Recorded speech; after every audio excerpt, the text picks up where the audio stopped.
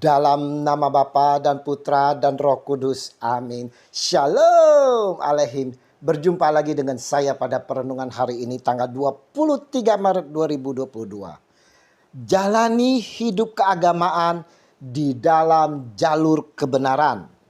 Baca liturgi hari ini diambil dari kitab Ulangan 4 ayat 1, dilanjutkan ayat 5 sampai dengan 9, dan Matius 5 ayat 17 sampai dengan 19.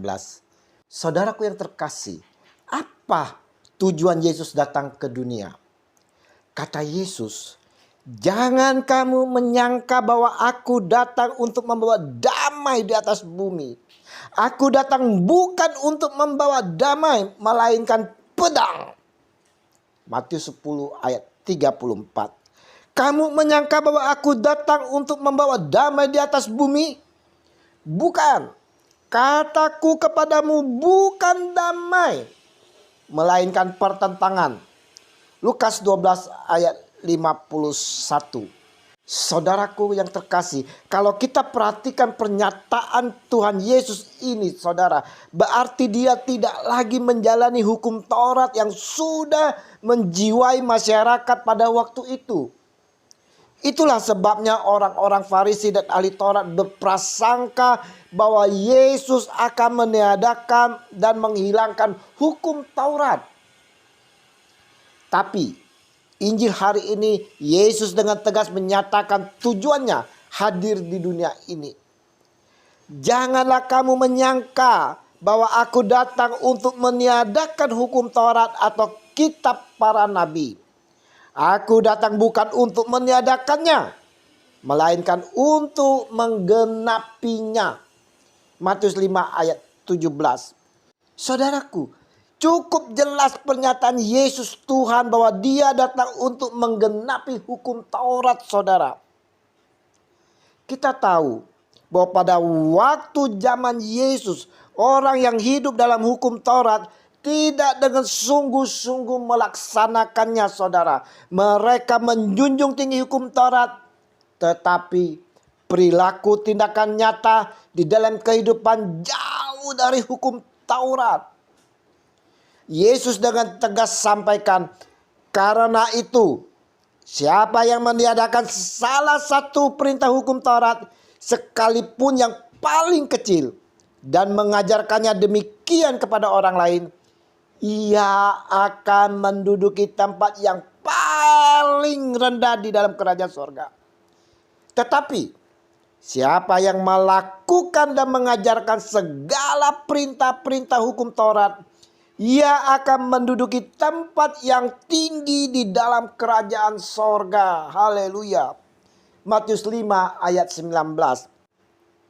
Saudaraku yang terkasih, di sini saudara, Yesus mau sampaikan bahwa hukum Taurat bukan hanya sekedar dijalankan sebagai kewajiban seremonial saja, saudara, tetapi harus ada tindakan nyata.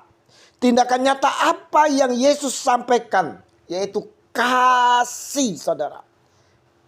Kasih adalah tindakan nyata dari hukum Taurat. Kasih adalah ajaran Yesus yang menggenapi dari hukum Taurat itu sendiri.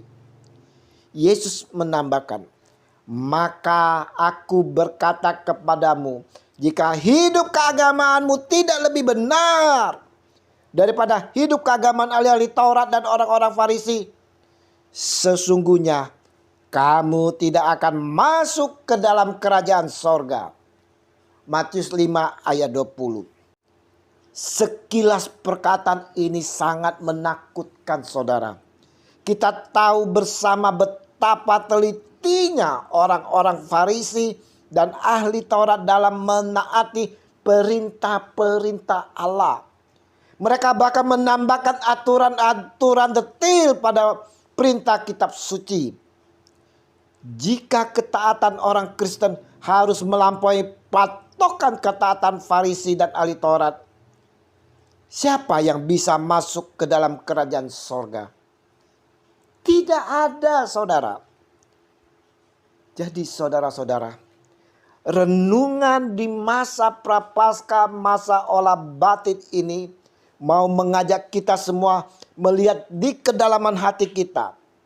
Sudahkah kita menjalani dengan sungguh-sungguh hukum Taurat itu di dalam kebenaran? Bagaimana hidup keagamaan kita? Apakah sudah dalam kebenaran? Atau kita lakukan hanya sekedar kewajiban, tetapi tidak mengindahkan kasih?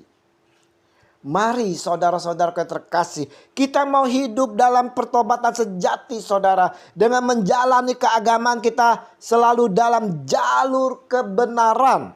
Kita mau melakukan setiap perintah hukum Taurat dengan tindakan nyata. Dan mau mengajarkannya kepada setiap orang. Dengan demikian kita akan mendapat tempat di sorga seperti yang dijanjikan Yesus Kristus sendiri. Damai sejahtera dari Yesus Kristus Tuhan kita yang bersama Roh Kudus selalu berserta kita. Amin. Dalam nama Bapa dan Putra dan Roh Kudus. Amin. Shalom Aleihim.